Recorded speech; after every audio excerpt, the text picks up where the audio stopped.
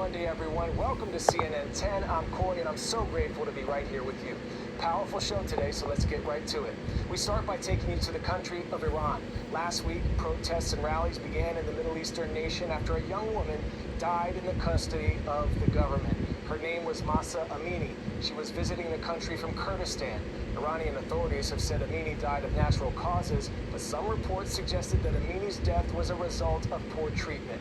Amini was arrested for allegedly violating Iran's strict Islamic dress code, requiring women to wear headscarves or hijabs. That requirement became mandatory in public for Iranian women after the 1979 Islamic Revolution. But a new order this year by the Iranian president added new restrictions to that dress code. That order and the questions around Amini's death have resulted in anti-government protests in at least 40 cities. On Friday, though, thousands of Iranian counter-protesters in support of the government also gathered in the capital of Tehran in a show of support for authorities. The Iranian government is calling for peace in the country and says they'll restrict the internet until calm is restored. More now from CNN's international correspondent, Jomana Karache, who's on the ground covering the latest across Iran. Fury and defiance on the streets of dozens of Iranian cities, protests raging on a scale not seen in years. At least 50 people have been killed, according to Iran Human Rights, amid signs a heavy-handed crackdown is coming. The protests were sparked by the death of a 22-year-old woman in the custody of the notorious morality police, who say they detained her for not abiding by their strict Islamic dress code. The government says it's launched an investigation. They claim Mahsa Amini died of a heart attack. Her family blame her death on police brutality. Calls for accountability have turned into cries for freedoms this generation of Iranians have never known. Young women are rising up, leading protests in unprecedented acts of defiance, burning the headscarves they've been forced to wear for decades. On Friday, more ominous warnings from authorities. The Iranian army, they say, is ready to step in and deal with conspiracies of so-called enemies.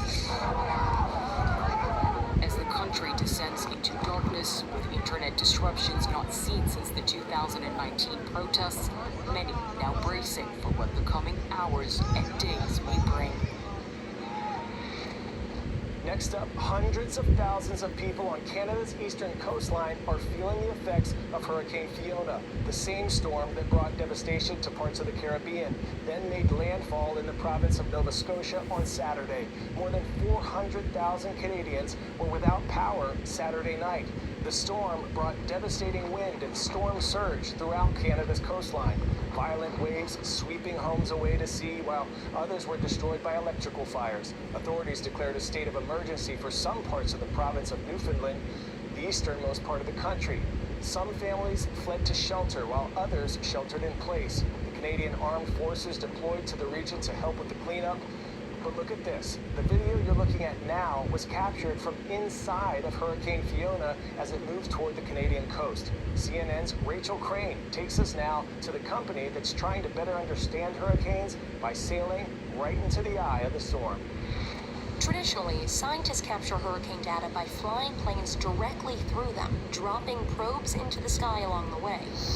But in order to completely understand a storm, scientists say more data needs to be collected from the surface of the ocean. What drives a hurricane strength is a transfer of heat and moisture from the ocean to the atmosphere. We don't quite understand the dynamics of how that works.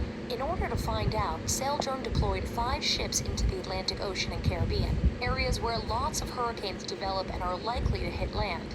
They're powered by the sun and wind, can stay out at sea for months at a time, and are built to take a beating. It's really designed to get hit by a wave, tumble, submerged, and come back up and carry on sailing. And I see a camera up top. For this hurricane mission, it's key to understand the spray, the foam on the water. So we're hoping that we can see with the camera what the water looks like.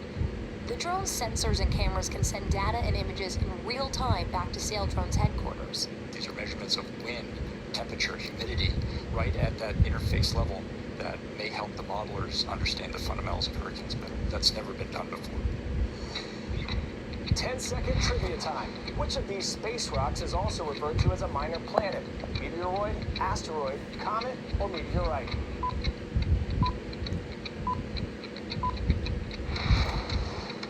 Asteroids are also called minor planets, and today, NASA plans to crash a spacecraft right into one.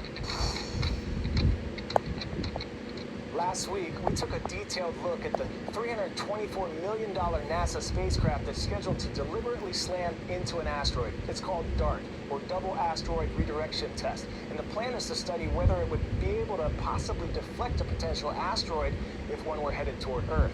The collision is scheduled to happen tonight, and CNN's Kristen Fisher visited with the DART mission control team ahead of the big moment. It's kind of what we all fear, right? What if there was an asteroid that was coming toward Earth? Can you really stop it? Can you really do something about it? And for the first time, our technology allows us to actually do something about it. NASA's planning to ram a refrigerator-sized spacecraft called DART into an asteroid named Dimorphos, which is roughly the size of the Pyramid of Giza and poses no threat to planet Earth. The goal is to see if the impact will push Dimorphos slightly off course. If it works, it means that this technique could be used to deflect a future killer asteroid that is headed for Earth. This inaugural planetary defense test mission marks a major moment in human history.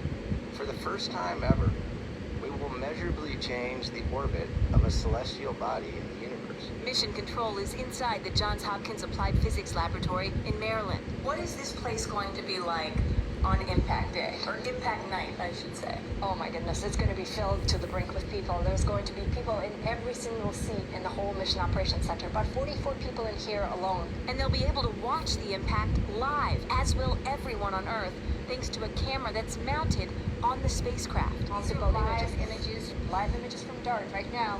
One of the most tense moments for the team will happen at 50 minutes to impact, when the spacecraft will switch its sights from a bigger asteroid it's pointed at now to a smaller second asteroid, which is the real target. That's a very, very sweaty time for us.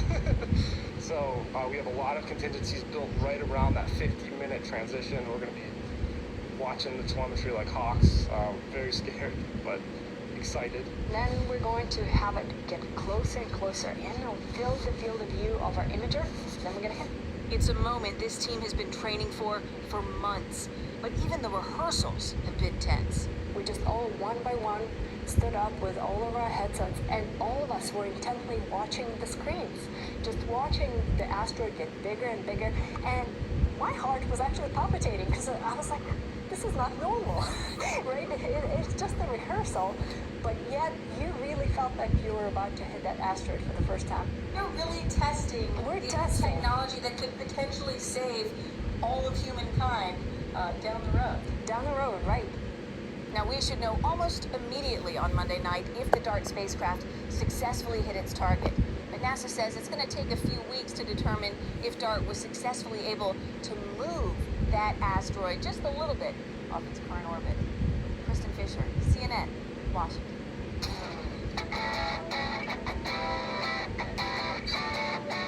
For today's 10 out of 10, it's a boat, it's a plane, it's an all-electric battery-powered boat plane. The Sea Glider is designed to float not just on water, but also on a cushion of air, gliding just above the water's surface. The vehicle's meant to transport travelers and goods between coasts and islands. This is just a quarter-scale prototype, but the co-founder of the company called Regent says a full-size ride gets a trial in 2024. So if you're gonna go somewhere you can't go by car, and you'd rather not go by boat or plane, maybe you'll be sea gliding soon. How about that? Speaking of going by cars and boats, why is it that when you transport something by car, it's called a shipment, but when we transport it by a ship, it's called cargo? Never got that one. Time now for a special shout out to Mr. Williams' class at Tucker Middle School in Tucker, Georgia. Thanks to you and everyone choosing to get your news right here at CNN 10. I'm Coy Wire. Have a wonderful Monday. We'll see you tomorrow.